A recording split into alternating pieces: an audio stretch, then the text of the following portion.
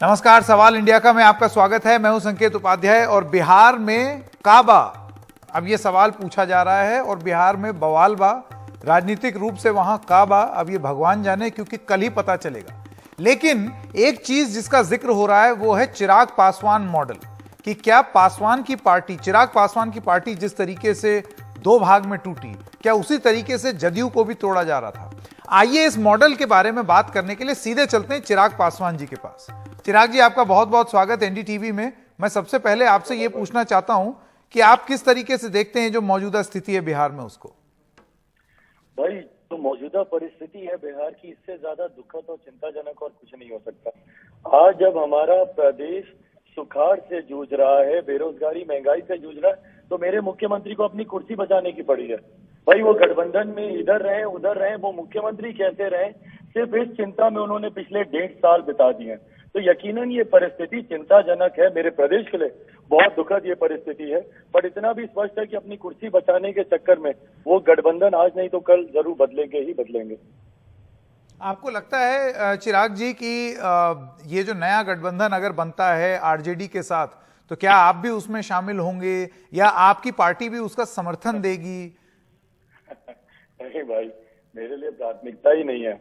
मेरे लिए गठबंधन में जाना नहीं जाना कोई प्राथमिकता नहीं है। मैं पिछले 1.5 साल से मैं निरंतरता में बिहार की जनता के बीच में हूँ और आज जरूरत है, as I am talking to you also भाई, मैं यहाँ सारण आया हुआ हूँ जहाँ पे 13 लोग मर गए हैं जहर शराब पीने से।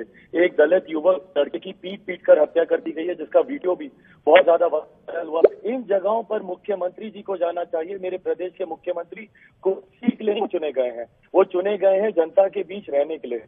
तो आज की तारीख में मैं किसी भी गठबंधन का ना हिस्सा हूँ, ना मुझे कोई शौक है किसी गठबंधन में जाने का। फिलहाल अपनी पार्टी पर ध्यान दे रहा हूँ, जनता पे ध्यान दे रहा हूँ। चुनाव के वक्त गठबंधन की बात जरूर देखी जाएगी। तो चिराग पासवान की जो पोजीशन 2020 में थी, आज भी वही है कि मुख्यमंत्री से दिक्कत है? बिल्कुल, उनकी नीतियों का तो मैं खिलाफत करता ही हूँ। मैं उनकी नीतियों के विरोध में रहा हूँ। मैं नहीं मानता भाई 7 निश्चय से बिहार का विकास हो सकता है। बिहार जैसे प्रदेश में आपको IT jobs, IT sectors, job opportunities create करने के लिए एमएनसीज को इनवाइट करना, एजुकेशनल हब बनाना, स्ट्रक्चरल डेवलपमेंट की बात करनी है। मुख्यमंत्री किसकी बात करते हैं? नली गली बनाओ, हर घर नल का जल भर पहुंचाओ। तो भाई ये गलत है ना, जब तक आपकी नीति ही क्लियर नहीं है बिहार के विकास को लेकर। और यही कारण है साल दर साल बिहार से पलायन के आंकड़ों में वृद्धि हो रही है। बिहार की बर्बादी की कगार पर आज की तारीख में मुख्यमंत्री जी ने बिहार को पहुंचा दिया। पर आपको लगता है कि मुख्यमंत्री जो है वो मुख्यमंत्री बने रहना चाहते हैं, इस वजह से वो कभी एक दल के साथ हो जाते हैं, कभी किसी गठबंधन के साथ हो जाते हैं, और ये जनता को कबूल होगा? संकेत भाई, आप किसी भी नेता के भविष्य को या उसके आने वाली रणनीति को अगर आप पहचानना चाहें ना, तो उसके इतिहास को देखिए। मुख्यमंत्री जी ने अपनी कुर्सी बचाने के लिए, आज मैंने एक उदाहरण भी दिया कि जिस तरीके से कंस मामा ने माँ देवकी के तमाम पुत्रों को, बच्चों को एक के बाद एक कर उनका वध करते गए, क्यों? अपनी प्राण को बचाने के डर से। ऐसे ही मुख्यमंत्री जी अपनी कुर्सी को बचाने के डर से के बाद सियासी वध वो करते गए। आप जॉर्ज से ले लीजिए, उनको किस तरीके से इन्होंने साइडलाइन किया। शरद यादव जी को कैसे रातों रात उनको अध्यक्ष पद से हटाकर वो खुद अध्यक्ष बन गए। पीके प्रशांत किशोर जी, 2 सांसदों वाली पार्टी को बिहार में सत्ता में वो लेकर आए, उनको साइडलाइन किया। उपेंद्र कुशवाहा जी आज उनके संरक्षक बन रहे हैं, पर यही उपेंद्र कुशवाहा जी को पार्टी से कैसे निकाला और गठबंधन से कैसे निकाला। और आज आरसीपी जी भैया, कौन नहीं जानता कितने करीब रहे हैं मुख्यमंत्री जी के, दशकों से, पिछले लगभग 2.5 दशक से उनके करीबी रहे। आज उनको साइडलाइन, तो ये किसके लिए? सिर्फ अपनी कुर्सी को बचाने। तो मुख्यमंत्री जी अपनी कुर्सी के लिए, भैया यही मुख्यमंत्री हैं जिनके लिए अपने विचार सिद्धांत मायने नहीं रखते। जिस जंगल राज को कोसते थे, उसी जंगल राज के साथ इन्होंने हाथ मिला लिया 2015 में मुख्यमंत्री। महत्वपूर्ण बात, सदन में इन्होंने, लोकतंत्र के मंदिर में इन्होंने खड़े होकर इन्होंने कसम खाई थी कि मिट्टी में मिल जाऊंगा, भाजपा के साथ नहीं जाऊंगा। 2017 में उन्हीं के साथ इन्होंने सरकार बना दी। तो ये अपने में दिखाता है कि इनके पास सिद्धांत मायने नहीं रखते, इनके लिए सिर्फ कुर्सी मायने रखती है। चिराग पासवान, आपका बहुत बहुत धन्यवाद हमारे साथ जुड़ने के लिए और अपनी बात रखने के लिए। बहुत बहुत धन्यवाद। अब चलिए रुक करते हैं अरविंद केजरीवाल का। वो एक प्रेस कॉन्फ्रेंस कर रहे हैं और कुछ कह रहे हैं। अपने लोगों को फ्री में पानी देते हैं। कई देश हैं, आयरलैंड है, साउथ अफ्रीका है, लेकिन इनमें से कोई भी देश अपने दोस्तों के फ्री में कर्जे माफ नहीं करता। कई देश ऐसे हैं जो अपने 9 देश ऐसे हैं दुनिया के अंदर, 9 से भी ज्यादा होंगे, मैं तो 9 जानता हूं, 9 देश ऐसे हैं जो अपने सारे लोगों को स्वास्थ्य सुविधाएं फ्री देते हैं, फ्री हेल्थ, सबका इलाज मुफ्त करते हैं। Canada, Brazil, Denmark, Norway, Spain, UK, Italy, Cuba, Bahrain. लेकिन इनमें से कोई भी देश अपने दोस्तों के कर्जे फ्री में माफ नहीं करता।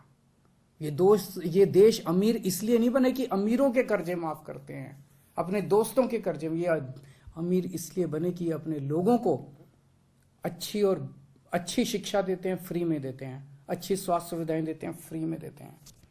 16 देश ऐसे हैं जो अपने बेरोजगारों को बेरोजगारी भत्ता देते हैं जब तक उनको रोजगार ना मिल जाए। US, Canada, Austria, Belgium, Denmark, Finland, France, Germany बेरोजगारी भत्ता देते हैं। वहां पे इनको फ्री भी नहीं बोला जाता, वहां पे इनको गालियां नहीं दी जाती आम लोगों को, वहां पे इनको फ्री की रेवड़ी नहीं बोला जाता। इनमें से किसी भी देश के अंदर अपने दोस्तों के कर्जे फ्री में माफ नहीं किए जाते। आज 75वीं वर्षगांठ के अवसर पे मैं मांग करता हूं, सरकारों से मांग करता हूं और इस देश के 130 करोड़ लोगों की तरफ से मांग करता हूं कि इस देश में हर बच्चे के लिए, चाहे अमीर का बच्चा हो चाहे गरीब का बच्चा हो, हर बच्चे के लिए अच्छी, शानदार और फ्री शिक्षा का इंतजाम किया जाए। इस देश में पैदा होने वाले हर बच्चे का अधिकार है। ये फ्री भी नहीं है, ये फ्री की रेवड़ी नहीं है। इसको फ्री भी और फ्री की रेवड़ी बोलने वाले देश के गद्दार हैं। मैं आज मांग करता हूं कि इस देश के हर व्यक्ति के लिए अच्छा, शानदार और फ्री इलाज की व्यवस्था की जाए। 75 साल हो गए, यह काम 1947 में हो जाना चाहिए था। आज मैं मांग करता हूं कि इस देश के हर परिवार के लिए 300 यूनिट बिजली, मुफ्त बिजली का इंतजाम किया जाना चाहिए। आज मैं मांग करता हूं कि जब तक किसी को रोजगार न मिल जाए, उस बेरोजगार युवा के लिए बेरोजगारी भत्ते का इंतजाम किया जाना चाहिए। और आज मैं मांग करता हूं कि जिन लोगों ने 10 लाख करोड़ रुपए के अपने दोस्तों के कर्जे माफ किए, कानून लाया जाए, इसको देश के साथ गद्दारी घोषित किया जाए। अपने दोस्तों के बैंकों के कर्जे माफ करना देश के साथ गद्दारी घोषित किया जाए। ऐसे लोगों को गिरफ्तार करके सख्त से सख्त सजा मिलनी चाहिए। और कौन है ये दोस्त? पहले ये उनके दोस्त थे, अब ये इनके दोस्त हैं। लोग वही हैं, पहले वो इनके कर्जे माफ करते थे, अब ये इनके कर्जे माफ करते हैं। क्या याराना है? इसकी जांच होनी चाहिए कि जिन जिन लोगों के कर्जे माफ किए, उन लोगों ने इनकी पार्टी को कितना कितना चंदा दिया है। सख्त एक्शन लिया जाना चाहिए इसके ऊपर। इस देश में एक पार्टी है जो परिवारवाद करती है और इस देश में दूसरी पार्टी है जो दोस्तवाद करती है। समय आ गया, ये संकल्प लेते हैं कि इस देश के अंदर आज 75वीं वर्षगांठ के अवसर पे हम इस देश से परिवारवाद खत्म करेंगे, दोस्तवाद खत्म करेंगे और भारतवाद लेके आएंगे। जय हिंद।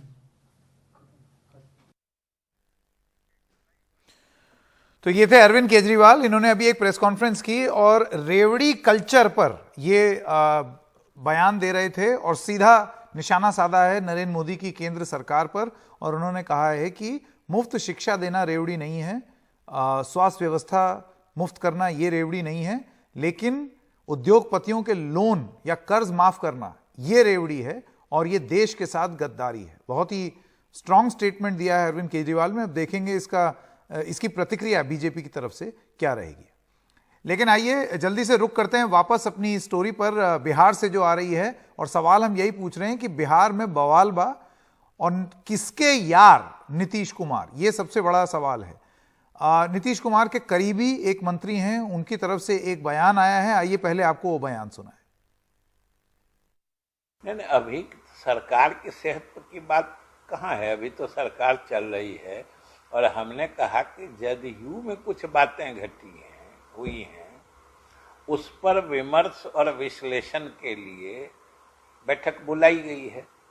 अब उसमें क्या क्या बातें आती हैं, उसके क्या क्या राजनीतिक मायने निकलते हैं, उसके बाद दल के सारे वरीय लोग बैठ के फैसला लेंगे।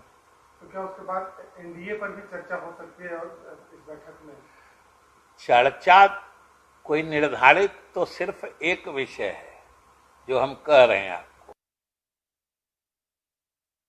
एनडीटीवी के मनीष कुमार अब हमारे साथ जुड़ गए हैं। मनीष जी, इस बयान के क्या मायने निकाले जाएं? ये जो बोला गया कि कल की बैठक में जदयू ऐसा क्या महत्वपूर्ण निर्णय ले सकता है, क्योंकि मुझे याद है अभी थोड़ी देर पहले आप ही ने इंफॉर्मेशन शेयर की थी कि बीजेपी के 2 मंत्री नीतीश कुमार से मिलके आए और दोनों को कथित रूप से नीतीश कुमार ने ये बोला कि कोई दिक्कत की बात नहीं है। देखिए, ये जो विजय चौधरी थे उस बैठक में भी वो मौजूद थे। बाद में वो आए थे, करीब 15 मिनट वो बैठक चली थी। और विजय चौधरी अपनी नपे तुले शब्दों के कारण या वाक्य के कारण जाने जाते हैं। उन्होंने एक जो बात कही है कि कल की बैठक में विचार विमर्श होगा और उसके बाद जो है फैसला लिया जाएगा। जो पार्टी के वरीय लोग हैं वो फैसला लेंगे, यानी कि जो विधायक हैं वो नीतीश कुमार को ऑथराइज करेंगे। लेकिन इस बैठक के बारे में एक जो खांचा जो है, जो रूपरेखा सामने आ रही है कि उसमें विस्तार से इस बात को लेकर चर्चा होगी कि किस प्रकार से बीजेपी उनकी पीठ में छुरा घोंपने की कोशिश कर रहा है। जिस चिराग मॉडल को अब सार्वजनिक रूप से उनकी पार्टी के राष्ट्रीय अध्यक्ष ललन सिंह बात कर रहे हैं, और साथ ही साथ हाल के दिनों में कुछ विधायकों को भी तोड़ने का प्रयास किया था। उसके बारे में अभी कोई उसका कंफर्मेशन नहीं है, लेकिन कुछ ऑडियो क्लिप इनके पास है, शायद उसे प्ले किया जाएगा और वो विधायक जिनको अप्रोच किया गया था वो अपनी आप बीती जो है इस बैठक में रखेंगे और उसी के आधार पर फैसला होगा। अब आप कहेंगे कि फैसला क्या हो सकता है, तो आज की जो परिस्थितियां हैं, आज का जो जिस प्रकार से आरजेडी, कांग्रेस सभी अपने विधायक दल की बैठक बुला रही है, तो बिहार में उसका अगर आप कहेंगे कि क्या बैकग्राउंड है, तो उसका एक टेम्पलेट है। 2017 में जब नीतीश कुमार ने बीजेपी के साथ अपने संबंध को फिर से कायम किया था, तो उस समय भी केवल जनता दल यूनाइटेड और बीजेपी ने एक ही समय में एक ही दिन उन्होंने अपने अपने विधायक दल की बैठक बुलाई थी। और जब नीतीश कुमार ने यह घोषणा की कि वो इस्तीफा दे चुके हैं और उनका महागठबंधन से बाहर निकल चुके हैं, तो तुरंत बीजेपी की बैठक में जो विधायक जमा हुए थे वो उन्होंने तुरंत नीतीश कुमार की बैठक में आकर वो भाग लिया था। तो ये सारा कुछ टेम्पलेट है और उसी के पृष्ठभूमि में ये सारा कयास चल रहा है। लेकिन बीजेपी के नेता ये मानकर चल रहे हैं कि अगर नीतीश कुमार ने कुछ मन बनाया है तो उसको उनके बाद रिकंसीडर कराना काफी मुश्किल होगा। हालांकि बीजेपी के दिल्ली से लेकर पटना तक नेता अभी भी काफी प्रयास में लगे हुए हैं कि नीतीश कुमार कोई ऐसा एक्सट्रीम स्टेप ना उठाए। एक्सट्रीम स्टेप से मतलब है कि फिर से आरजेडी, कांग्रेस, लेफ्ट के साथ सरकार ना बनाए, जिससे कि आने वाले दिनों में बीजेपी को खामियाजा उठाना पड़े। संकेत। जी मनीष जी, बहुत बहुत धन्यवाद इस तमाम जानकारी के लिए। और आइए अब अपने मेहमानों के पास चलते हैं। आलोक वत्स हैं बीजेपी समर्थक, अभिषेक झा प्रवक्ता हैं जनता दल यूनाइटेड के, नवीन उपाध्याय पॉलिटिकल एडिटर हैं द पायनियर के, और कन्हैया भिलारी वरिष्ठ पत्रकार, शांत प्रकाश जाटव नेता भारतीय जनता पार्टी। आप सब लोगों का बहुत बहुत स्वागत और बहुत बहुत धन्यवाद।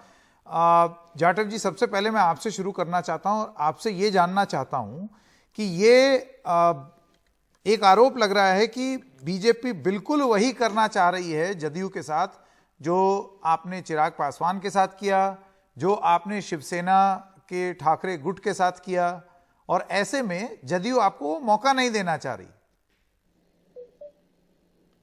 मैं देखता हूं कि पूरे जो भी चल रहा है इस वक्त राजनीतिक बिहार में गतिविधियां, उसमें भाजपा का तो कहीं सीधे तौर पर कहीं दखल अंदाजी भी नहीं दिखाई दे रही है। वो अपनी बैठक कर रहे हैं, कल बैठक है उनकी, और उस बैठक में उनका एजेंडा भी क्लियर है। किसी प्रकार से एनडीए के साथ में जो पुरानी भूल उन्होंने पहले की उसको दोहराने का कोई मुझे नहीं दिखता कि कोई मंतव्य है। और राजनीति में अनुभव जो है, एक गलती अगर हो जाती है तो उसको दोबारा नहीं दोहराया जाता, इस चीज का भी बहुत ख्याल रखा जाता है। और नीतीश कुमार जी बहुत परिपक्व नेता हैं, उन्होंने तमाम वर्षों से वो इस वक्त बिहार को एक दिशा दे रहे हैं, तो मुझे नहीं लगता कि इस विषय में सोचना चाहिए। भारतीय जनता पार्टी के साथ, एनडीए के साथ उनका बहुत अच्छा संबंध है और बहुत अच्छी तरीके से चल रहा है। कहीं किसी प्रकार का मुझे तो नहीं दिखता कि इस प्रकार की कोई जो चर्चा हम कर रहे हैं ऐसा कहीं स्पष्ट दिख रहा हो। सब ठीक है। नहीं, ये तो मत ही बोलिए कि सब ठीक है, सब तो ठीक नहीं है। अगर होता तो ऐसी स्थिति नहीं आती, इतनी सुगबुगाहट नहीं होती। लेकिन जो बड़ा सवाल यहाँ पर उठ रहा है और मैं ये आपसे पूछना चाहता हूँ, हमारे पास जेडीयू के अभिषेक झा जी भी हैं। अभिषेक जी ये बताइए कि किसके यार नीतीश कुमार किस किस के साथ रहेंगे? बीजेपी के भी साथ हैं, आरजेडी वगैरह के साथ भी वो रह चुके हैं। ये समय समय पे अपने यार क्यों बदल देते हैं नीतीश कुमार? देखिए, महागठबंधन का जो स्वरूप पहले तैयार हुआ था या जो भी चीजें थी वो तो अब अतीत के पन्नों में, तो उन पर क्या जिक्र करना है। और नीतीश कुमार जी को बिहार की 13 करोड़ जनता प्यार करती है, विश्वास करती है उन पर, इसलिए बार बार उनके चेहरे पर अपना मैंडेट देती है। और मुझे लगता है कि ये जो चर्चा ही हो रही है ये चर्चा बेमानी है। इस पर तो हमारी पार्टी के राष्ट्रीय अध्यक्ष आदरणीय ललन बाबू ने कल भी पत्रकारों से मुखातिब होते हुए बातों को कह दिया था। तो कयास लगाने वाले लोग कयास लगाते रहते, जिनको जो कयास लगाना है लगाने दीजिए, उन बातों पर खास प्रतिक्रिया देने का कोई औचित्य नहीं। अच्छा, तो ये कयास हैं, इनको बहुत ज्यादा तरजीह ना दी जाए। ठीक है, समझ गया आपकी बात। आलोक वत्स जी, अब मैं आपसे ये पूछना चाहता हूं, क्या करेगी बीजेपी? अब ऐसे लगता है कि छोटी छोटी पार्टियां जो हैं वो आप पर भरोसा ही नहीं कर सकती। और यहां पर जो सबसे बड़ी बात कही जा रही है वो ये है कि जेपी नड्डा जी का बिहार आना और बिहार आकर के उनका ये कहना कि जहां जहां ये रीजनल पार्टीज हैं वहां पर बीजेपी हावी होने जा रही है। ये बयान शायद किसी को पसंद नहीं आया है, तो आप अपना विस्तार करिए, लेकिन दूसरे का एकदम कलेजा चीरते हुए क्यों? देखिए, कहीं ना कहीं नीतीश बाबू आहत है कुछ चीजों को लेकर। एक तो आरसीपी सिंह के बारे में उनकी अवधारणा कुछ ऐसी बनी कि शायद वो इनकी पार्टी को तोड़ने की कवायद कर रहे थे। कहां तक सच्चाई है इसमें ये तो भविष्य बताएगा उनके मूव के बारे में। और दूसरा, जो नड्डा साहब ने जाके पटना में कहा कि ये रीजनल पार्टियां स्वतः खत्म हो जाएंगी, इस पर भी शायद वो आहत हो गए हैं। अब देखना यह है कि वो अगला कदम क्या उठाएंगे। हालांकि नीतीश बाबू के बारे में ये पुरानी कहावत है, ऐसा कोई सगा नहीं जिसको इन्होंने ठगा नहीं। इन्होंने समय समय पर लोगों को इस्तेमाल किया, फिर उनसे पल्ला झाड़ लिया। लेकिन अभी की परिस्थिति में तय कर लीजिए आलोक जी, अभी आप सगा, ठगा और इस किस्म के शब्द का प्रयोग कर रहे हैं, लेकिन वो हैं अभी आप ही के साथ, लेकिन जो आप ही के मुख्यमंत्री हैं। वही तो मैं आगे कह रहा था कि उनको अभी इसी गठबंधन में रहना चाहिए। जितना मान सम्मान बड़े भाई के रूप में, हमारी तादाद एमएलए में ज्यादा होने के बावजूद भी हम लोगों ने उनको चीफ मिनिस्टर मानकर उनको एक बड़े भाई का ओहदा दिया। उस सबको ध्यान में रखते हुए और माननीय नरेंद्र मोदी जी के नेतृत्व में जिस तरीके से परिवर्तन की लहर चली हुई है पूरे हिंदुस्तान में, जिस जंगल राज को उन्होंने कोस कर, जिसके ऊपर राजनीति करके वो आए हैं सत्ता में, और बिहार की जनता का जो भरोसा उनके ऊपर है सुशासन बाबू के रूप में, उसको बरकरार रखते हुए उनको फिर से एक बार ऐसा कुछ सोचना चाहिए कि वो इस गठबंधन से ना अलग हों और ये गठबंधन अटूट जिस तरीके से 15 वर्षों से है आगे भी इस तरीके का बना रहे। ये बिहार की जनता की मंशा है। अगर ऐसा कुछ होगा तो बिहार के जनमानस के ऊपर ये कुठाराघात होगा, क्योंकि आज भी उन्हें सब लोग सुशासन बाबू के रूप में जानते हैं। बेदाग चरित्र रहा है उनका भ्रष्टाचार के मामले में, और हम नहीं समझते हैं कि इतना एक्सपीरियंस और इतना जानकार और इतना पढ़ा लिखा होने के बाद वो ऐसा कोई कदम उठाएंगे जिससे बिहार की जनता के मानस पर कोई ठेस लगे। हम तो यही चाहेंगे कि ये गठबंधन आगे भी चलता रहे, 2024 में भी, 2025 में भी जो चुनाव होंगे। नहीं, लेकिन यहाँ बात ये है ना कि वो 24, 25, 27 तो ये सब तो होता रहेगा, लेकिन उनका ये कहना है कि अगर आप विधायक तोड़ने की बात करेंगे, एकनाथ शिंदे टाइप को अगर कुछ करने की कोशिश करेंगे, तो फिर वो कैसे रहेंगे आपके साथ? देखिए, ऐसा उनको कहीं से ऐसी उनके दिमाग में ये बात कहीं से घुस गई है, लेकिन इसमें कोई सच्चाई नहीं है। क्योंकि हमारे कल राष्ट्रीय कल अगर नेतृत्व उन्होंने ऑडियो रिकॉर्डिंग वीडियो रिकॉर्डिंग दिखा दी तो कल ऐसा सुनने में आ रहा है कि कुछ इस तरीके की चीज दिखाई जाएगी। देखिए, अगर कोई छुटभइये नेता अपनी नंबर बनाने के लिए कुछ इस तरीके की कवायद करते हैं, लेकिन शीर्ष नेतृत्व जिसमें अमित शाह जी और नड्डा जी अब थे, शीर्ष पटना में नेतृत्व देखिए, आलोक जी को, नड्डा जी तो ये सब नहीं करेंगे ना, जाहिर सी बात है। ये सब नहीं, ये सब डीलिंग कोई टॉप नेता थोड़ी करते हैं। संकेत भाई, मुझे बात पूरी करने दीजिए। हाँ। जब हमारे शीर्ष नेतृत्व ने आज से 7 दिन पहले पटना में स्पष्ट रूप में कहा है कि हमारी जो आगे की भी जो चुनाव होगी, हम इसी गठबंधन में श्री नीतीश कुमार के नेतृत्व में लड़ेंगे, तो इस बात को पूर्ण विराम हो जानी चाहिए। ठीक है, मैं नवीन जी के पास आना चाहता हूँ। नवीन जी, आप मुझे बताइए, छुटभइये नेता ने नवीन जी की है। नवीन जी, मुझे आप ये बताइए कि ये नीतीश कुमार के लिए एक तरफ कुआं एक तरफ खाई वाली बात तो नहीं हो गई कि यहाँ बीजेपी में वो छोटा महसूस कर रहे हैं क्योंकि उस पार्टी के 77 विधायक हैं, लेकिन अगर इस तरफ आकर के हाथ जोड़ेंगे तो यहाँ तो 80 पर आरजेडी बैठी है।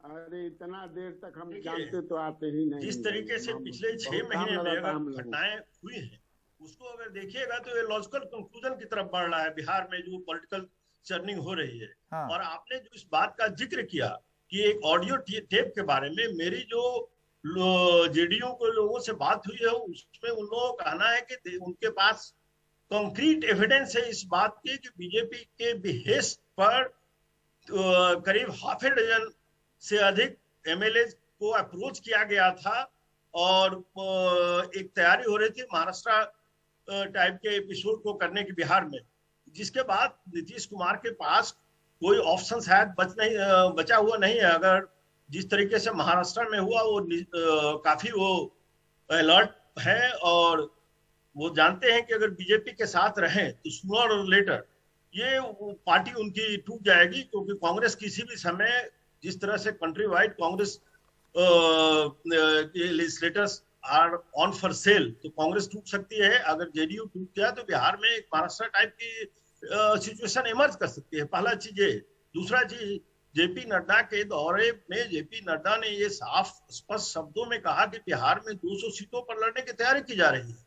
इसका मतलब नीतीश कुमार को कंप्लीटली साइडलाइन करने की कोशिश है बिहार में बीजेपी के शीर्ष नेतृत्व के द्वारा। उसके बाद अगर आप देखिएगा तो चिराग पासवान, जिसने बीजेपी को काफी नुकसान पहुंचाया, जिन्होंने जेडीयू को, उनकी फिर एनडीए में एंट्री हो जाती, और जिस तरह के वक्तव्य दोनों पार्टियों के द्वारा दिए गए हैं, हमको नहीं लगता है कि ये अलायंस बहुत दिनों तक चल पाएगा। एक और चीज हम पॉइंट आउट करना चाहेंगे, जिस दिन बिहार के इलेक्शन का रिजल्ट आ रहा था, अपना ये आप अगर एनडीटीवी का एक प्रोग्राम था उसमें हम थे, और उसी दिन हमने कहा था कि ये 2023 तक ये अलायंस टूट जाएगा, क्योंकि मेरी जानकारी है कि उसी दिन नीतीश कुमार के पास जो कुछ लोग बैठे हुए थे और जब रिजल्ट आ रहा था और उनको पॉइंट आउट किया गया कि किस तरीके से आपको बैक स्टैबिंग किया गया है, तो उन्होंने कहा था उसी दिन कि समय आएगा तो हम इसका श्योर बदला लेंगे। जी तो कन्हैया जी, मैं आपके पास आना चाहता हूं। कन्हैया जी, आपके क्या विचार हैं? आपको लगता है कि आरजेडी के साथ नीतीश कुमार जा पाएंगे? क्योंकि आप देखिए, बयान अगर पुराने देखिए तो उन्होंने किस तरीके से आरजेडी पर करप्शन के आरोप लगाए और उसके बाद बीजेपी के साथ हो गए, बीजेपी पर कम्युनल होने के आरोप लगाए और आरजेडी के साथ हो गए। तो इतिहास अगर देखें तो ऐसे लगता नहीं है कि नीतीश कुमार कोई बहुत ज्यादा दिक्कत होती है इधर से उधर जाने में। लेकिन अब आपको लगता है कि उनका जो नंबर्स अगर आप देखें, 43 उनकी संख्या हो गई है, 45, तो अब संख्या बल बहुत कम है, उसी हिसाब से वो नेगोशिएट भी बहुत कम कर सकते हैं। आप कह रहे हैं कि जा पाएंगे, चले। नीतीश कुमार, लालू प्रसाद यादव, कांग्रेस पार्टी, लेफ्ट, मांझी, सब चले गए हैं, सब एक हो गए हैं। केवल अनाउंसमेंट करना है भाई, कल जो हो जाएगा, सब चले गए हैं, मामला खत्म है। कौन रहेगा इनके साथ, बीजेपी के साथ? उन लोगों का कहना है कि जो पीठ में खंजर भोंकने का काम करते हैं।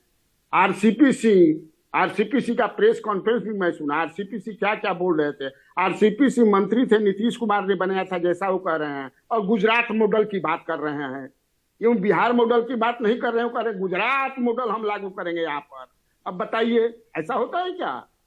आप देखिए, मैं सुन रहा था चिराग पासवान जी का, चिराग पासवान जी ने स्वयं कहा था, आपको याद होगा, सब लोगों को याद होगा कि हमको किसी ने 2020 के चुनाव में यूज कर लिया, मिसयूज कर लिया। वो कौन है भाई? तो अपने कह रहे हैं और पूछ रहे हैं कि चिराग मॉडल क्या है। ये कह रहे हैं कि मैं अपने पार्टी को मजबूत करना चाहता था, इसलिए ऐसा किया, इतने सीटों पर लड़ा। तो जेडीयू के खिलाफ ही खाली लड़ने से हो जाएगा मजबूत, आपकी पार्टी हो जाएगी? तो भाजपा के खिलाफ भी खड़ा करते, ऐसा नहीं ना हुआ। अब नीतीश कुमार ने उसी समय कहा भी था कि इस चुनाव में पता नहीं चला कि हमारा कौन दोस्त है और कौन दुश्मन है। अब बताइए, ये बात ये जो बोल रहे थे वत्स जी, तो वत्स जी तो बता ही दिए नीतीश ने किसी को क्या बता रहे, ठगा नहीं सगा नहीं। तो इसका मतलब आप नहीं समझे, सब कुछ तैयार हो गया है, कल अनाउंसमेंट हो जाएगा। अब गवर्नर भी कुछ नहीं कर पाएंगे। ये मैं अब ज्यादा नहीं बता सकते हैं, बहुत जानकारी तो बहुत कुछ है, सब नहीं बताना चाहिए। आलोक जी, अब मैं आपके पास आना चाहता हूं। तो ये तो जो आप महाराष्ट्र में कर गए और अलग अलग राज्यों में कर गए, ये तो आपके साथ ही हो गया। ये तो ऑपरेशन कमल का उल्टा हो गया, ऑपरेशन तीर चल गया आपके कमल पर। ये धारणा है। नीतीश कुमार उद्धव ठाकरे नहीं ना है, नीतीश कुमार है। लेकिन ऐसी कोई धारणा थी नहीं। कहीं से उनको ये खबर लगी है कि ऐसा ऑपरेशन लोटस वहां भी होने वाला है, तो इस गलतफहमी में वो अगर हमारे साथ गठबंधन तोड़ने की बात करते हैं तो ये एक गलत, बिहार के जनता के साथ एक बहुत बड़ी नाइंसाफी होगी। लेकिन मैं आपको इतना आश्वस्त करता हूं कि जब हमारे शीर्ष नेतृत्व ने इस पर वक्तव्य दे दिया और कहा कि नीतीश कुमार के नेतृत्व में ही चुनाव होगा, हम नीतीश कुमार के साथ गठबंधन में ही चुनाव लड़ेंगे, तो और सब बातों पर देखिए, मैं आपको बताता हूं कि कहां ये कहां से इनसिक्योरिटी आ रही है। शांत प्रकाश जाटव जी, एकदम लास्ट मिनट पे एकनाथ शिंदे को मुख्यमंत्री बना देना, ये कहना कि देखिए हम सीएम पोजीशन के पीछे नहीं भाग रहे थे, सीएम तो एकनाथ शिंदे ही हैं, लेकिन पिछले 1.5 महीने से उस राज्य में कैबिनेट विस्तार नहीं हो पाया है। और लड़ाई किस चीज पे हो रही है? होम मिनिस्टर किसके पास रहेगी, फलानी, मतलब वो जो मलाईदार मिनिस्ट्री है वो किसके पास रहेगी, वो बीजेपी अपने पास रखना चाहती है। तो क्या ऐसा ही प्रयास नीतीश कुमार के साथ भी हो रहा था कि आप बने रहिए मुख्यमंत्री, आपके चेहरे में ही लड़ेंगे, लेकिन पीछे से सब कुछ हमारा ही होगा? नहीं, देखिए, बिहार में हम एक दूसरे के साथ चुनाव लड़ रहे हैं। पिछला चुनाव भी हम साथ लड़े, उसके बाद में इन्होंने जिस तरीके से दूसरे दल के साथ में बनाया, फिर उनको वहां पर अपनी गलती का एहसास हुआ, फिर हम आपस में साथ हैं। तो मुझे लगता नहीं कि जो है ना इस प्रकार का कोई प्रयास जो है दोबारा होगा। और जो महाराष्ट्र की स्थिति और बिहार की स्थिति जो है बिल्कुल भिन्न है। वहां पर हम सरकार में नहीं थे, यहाँ पर हम सरकार में हैं और हम पूरी तरीके से आपस में एक दूसरे के साथ मिलकर के काम कर रहे हैं, अच्छा चुनाव लड़ेंगे। और नड्डा जी ने पिछले सप्ताह जो मोर्चों की जो बैठक हुई, उस बैठक में उन्होंने स्पष्ट किया कि जो है हम साथ चुनाव लड़ने वाले हैं। इससे ज्यादा और स्पष्टीकरण की क्या बात कहें इस वक्त? तो मुझे नहीं लगता कि कोई ऐसा। जाटव जी, आप मुझसे, मैं आपसे एक सवाल पूछूं, आप मुझे बताइए कि कोई भी घटक दल ये जो आज की मौजूदा भारतीय जनता पार्टी है उसके साथ मजबूती से क्यों नहीं खड़ा रहता? नहीं, आपको आप देखिए, एक एक करके सब घटक दल या तो छिटक गए हैं या टूट गए हैं, या उन्होंने आरोप आप पर लगाया कि आपने तोड़ दिया। नहीं, ऐसा नहीं है, सभी हमारे साथ खड़े हुए हैं। कौन? और जहां पर कुछ लोग शरारत करके चले भी गए थे, जैसे महाराष्ट्र में, तो बाकी के लोगों ने मिलकर के फिर भाजपा को चुन लिया और आज वो हमारे साथ में पुनः खड़े हुए हैं। तो ऐसा नहीं है कि जो अपने है आप चुना या आपने मेहनत की उस पे कि पार्टी तोड़ दी? ऐसे कौन तोड़ देगा पार्टी? वो इतनी बड़ी संख्या में सरकार के साथ बैठे हुए हैं वो लोग, और वो पार्टी तोड़ करके, ऐसा नहीं। इस प्रकार की बात ठीक है, ब्लेम कोई भी अभिषेक झा, मैं आपसे एक सवाल पूछना चाहता हूं, और ये सवाल जनता दल यूनाइटेड के लिए है। आपको लगता है कि आपके लिए एक वर्चस्व की लड़ाई हो गई है, एग्जिस्टेंशियल लड़ाई हो गई है, कि अब नहीं लड़ेंगे तो इसी तरीके से तोड़ पीट दिए जाएंगे? देखिए, जनता दल यूनाइटेड के वर्चस्व को, जनता दल यूनाइटेड के अस्तित्व को, नीतीश कुमार जी के अस्तित्व को बिहार की जनता ने स्थापित किया और बार बार स्थापित किया है। हम लोग इस बात से नकार नहीं सकते हैं कि बीते विधानसभा के चुनाव में जेडीयू के साथ विश्वासघात हुआ था। चिराग मॉडल की स्थापना की गई, स्थापना के माध्यम से कंफ्यूजन फैलाने की कोशिश की गई और उसके बाद हमारे उम्मीदवारों को हराया गया इंटेंशनली, वोट कटवा की भूमिका उन लोगों ने निभाई। ये सारी चीजें जेडीयू के साथ हुई और ये सारी सच्चाई बिहार की जनता जानती है। तो नीतीश कुमार जी के रहते और नीतीश कुमार जी के चेहरे पर तो जब भी जो भी गठबंधन चुनाव लड़ा है वह चुनाव जीता ही है। जनता ने अपना मैंडेट, अपना आशीर्वाद दिया। एग्जिस्टेंस जैसी कोई बात नहीं है। हम लोगों ने जो महसूस किया है वो हमारे राष्ट्रीय अध्यक्ष के माध्यम से, हमारे प्रदेश अध्यक्ष के माध्यम से, हमारे पार्टी के वरिष्ठ नेताओं के माध्यम से मीडिया कैपिटल में आया है। लेकिन इसका कतई ये मतलब नहीं है कि कोई कुछ भी एंटिसिपेशन निकालने की कोशिश करे। आपने देखा कि कल भी हमारे राष्ट्रीय अध्यक्ष महोदय ने कहा कि गठबंधन में कैसा जवाब दिया ऑल इज वेल, और गठबंधन में सब कुछ ठीक नहीं होता। तो राष्ट्रपति के चुनाव में, उपराष्ट्रपति राष्ट्रपति के चुनाव में हमारी पार्टी एनडीए के उम्मीदवार को वोट नहीं दे रही होती। वोट भी हम लोगों ने दिया है, लेकिन हमारी पार्टी को और कमजोर करने के लिए एक और षड्यंत्र किया जा रहा था। एक दूसरे चिराग मॉडल की स्थापना करने की कोशिश की जा रही है। इसको हम लोगों ने देखा और हमारे नेता ने पहचाना और तब जाकर फैसला लिया। ठीक है, बहुत बहुत धन्यवाद आप सबका हमारे साथ जुड़ने के लिए। एक छोटे से ब्रेक के लिए रुक रहे हैं। ब्रेक के बाद जब आएंगे तो उसके बाद अब बात करेंगे एक दूसरे राज्य की, जहां पर 1.5 महीने बाद अब कुछ सुगबुगाहट है कि कैबिनेट का विस्तार होगा। जी हां, महाराष्ट्र की बात कर रहे हैं, बने रहिए हमारे साथ।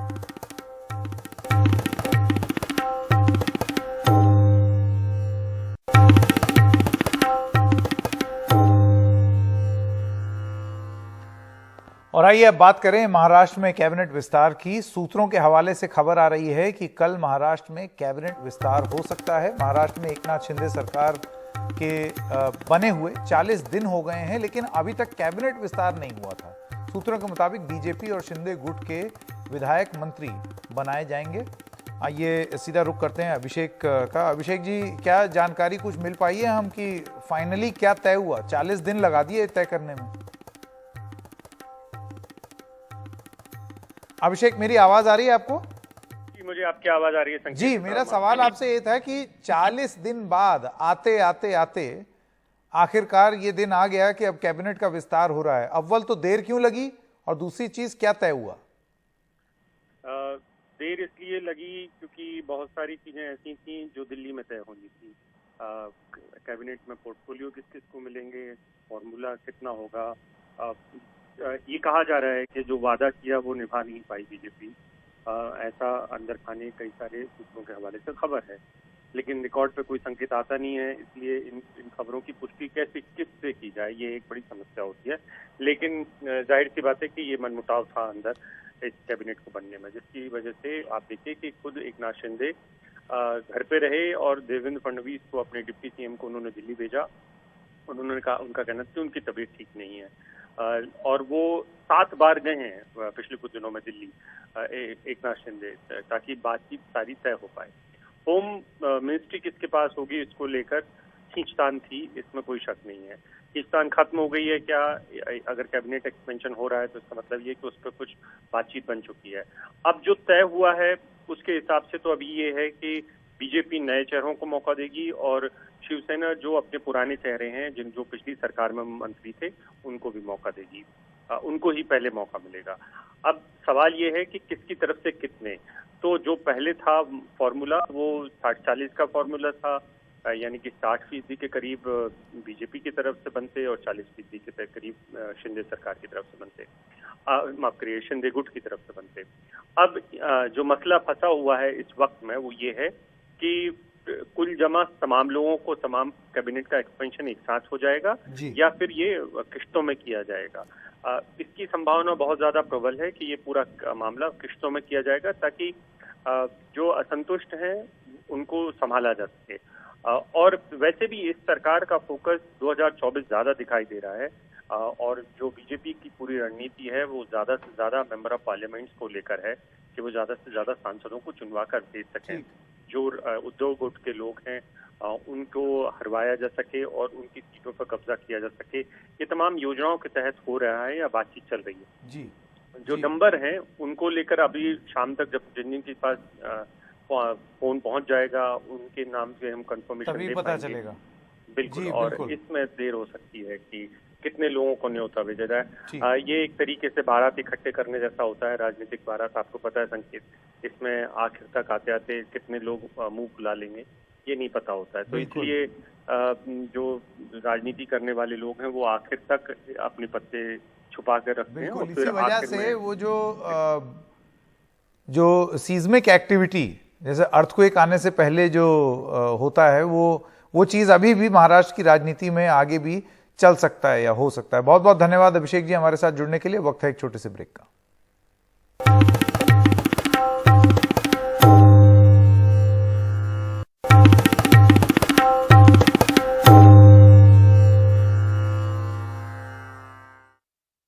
आज सुबह नोएडा प्रशासन ने कथित भारतीय जनता पार्टी नेता श्रीकांत त्यागी के खिलाफ सख्त कार्रवाई करते हुए ओमैक्स सोसाइटी में उसके अतिक्रमण को तोड़ दिया। श्रीकांत त्यागी पर गैंगस्टर एक्ट भी लगाया गया है। अब तक त्यागी फरार है और 25,000 का इनाम घोषित किया गया है। आरोपी ने सरेंडर की अर्जी दी और कोर्ट 10 अगस्त को इस अर्जी पर सुनवाई करेगा।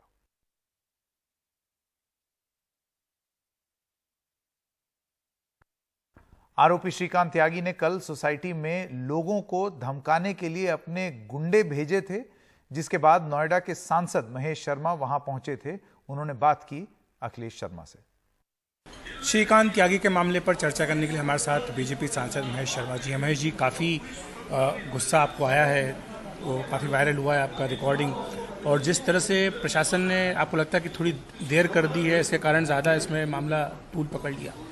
देखिए, मैंने बताया ना कि मेरा गुस्सा उस बहन के दर्द के लिए प्रति था कि जब उसने देखा कि एक ऐसा शरारती व्यक्तित्व किस तरह से उसे दुर्व्यवहार कर रहा है। मोदी जी और योगी जी की सरकार में जहां माताओं बहनों के प्रति दुर्व्यवहार का कोई स्थान नहीं है, जीरो टॉलरेंस की नीति है।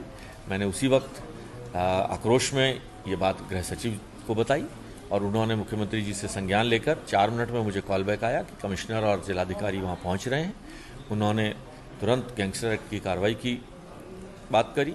उन्होंने सिक्योरिटी गनर उस महिला को उपलब्ध कराया और साथ में अभी आप देख रहे हैं कि जब आप अपेक्स के लोग आक्षेप लगाते हैं मीडिया के लोग कि बाबा का बुलडोजर सेलेक्टिवली काम करता है, बाबा का बुलडोजर हर उस दोषी व्यक्ति के खिलाफ काम करता है जिसका कोई धर्म, जाति, बिरादरी और राजनीतिक व्यवस्थाओं से उसका कोई लेना देना नहीं है। और वह कार्य होती दिखा आपने, वह अवैध निर्माण तोड़ दिया गया है। उसकी गिरफ्तारी के लिए 8 टीमें पूरे देश भर में छापे मार रही हैं और मुझे पूरा विश्वास है जल्दी वह गिरफ्तारी भी होगी। ये कहा जा रहा है कि बीजेपी का नेता वो है और बीजेपी के तमाम बड़े नेताओं के साथ उसकी फ़ोटो है।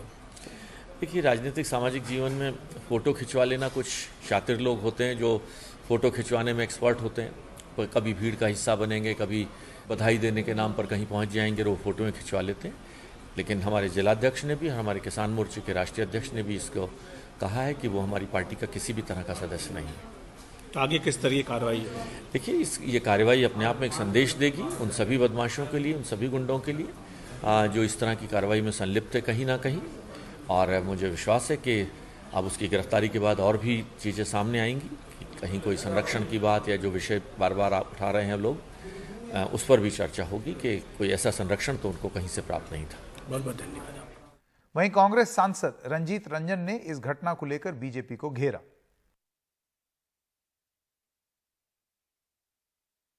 ग्रेटर नोएडा के ओमैक्स सोसाइटी में जो कांड हुआ है उस पर बात करने के मेरे साथ हैं रंजीता रंजन, कांग्रेस की सांसद हैं राज्यसभा की। महिला पर अभद्र भाषा का इस्तेमाल, सारा वीडियो वायरल हो चुका है, लेकिन अभी तक दोषी गिरफ्तार नहीं हुआ। देखिए, उत्तर प्रदेश में भी भाजपा की सरकार, केंद्र में भी भाजपा की सरकार, जब किसी ने गलती से कुछ बोल दिया तो चीख चीख के इनकी कैबिनेट मिनिस्टर वहां बोल रही थी अपमान हुआ, अपमान हुआ। तो मैं कहूंगी कि women and child minister Smriti Irani ji को नोएडा पहुंचना चाहिए था और वहां से प्रधानमंत्री को कहना चाहिए था कि माफी नहीं, उसको सजा दो। क्या उन्होंने कहा? शर्म आती है कि सरकार आपकी उत्तर प्रदेश में भी, केंद्र में भी, और सही मायने में अगर आप ट्विटर में देखें, कहीं भी देखें जो वीडियो चल रहा है, जिस अभद्र गालियों का उन्होंने इस्तेमाल किया है, किस तरह से आपकी जबान नहीं खुल रही है? इसका मतलब है कि आप लोगों को महिला सम्मान से कोई मतलब नहीं है। किस तरह भाजपा महिला के सम्मान को देखती है, और अनफॉर्चुनेट है कि बीजेपी के अंदर जो कैबिनेट मिनिस्टर्स हैं वो भी किस तरह से महिला के सम्मान और अपमान को देखती हैं, वो सामने दर्शा रहा है। अफसोस है कि एक भी महिला मंत्री नहीं निकली। आप पुरुष की तो बात छोड़ दीजिए, कहाँ गई इनका महिला सम्मान और अपमान की बात। ये जो पाखंड करती हुई इनकी मंत्री हैं, तो आना चाहिए उनको बाहर। ये तो बहुत आप ये मांग करते हैं कि बीजेपी के जो महिला नेता हैं उनको वहां जाकर पीड़ित महिला से मिलना चाहिए? वो सरेआम ड्रामा करते हैं, महिला के नाम पर ड्रामा करती हैं। और हम लोग पहले बोल रहे थे कि इतना ड्रामा जो हो रहा है वो महिला के सम्मान के लिए नहीं हो रहा है। तो अभी एक्चुअल में एक महिला के साथ बहुत गंदा व्यवहार हुआ है, तो एक शब्द भी बोलेंगे आप? और आप कह रहे हैं बुलडोजर चला दिया, बुलडोजर चला दिया। आपकी सरकार है उत्तर प्रदेश में भी, आपकी केंद्र में सरकार है, आपसे एक व्यक्ति नहीं पकड़ा जा रहा है। आप कह रहे 4 दिन हो गए। कल 6 संदिग्ध उस सोसाइटी में पहुंच के जो जिसने गाली दी उसके रिलेशन में है और उस महिला के बारे में ही पूछ रहे हैं, उसी को धमका दे रहे हैं, और आप कह रहे हैं कार्रवाई कर रहे हैं। यह बेशर्मी की हद है। हमसे बात करने के लिए शुक्रिया। संसद भवन से हिमांशु शेखर, NDTV इंडिया।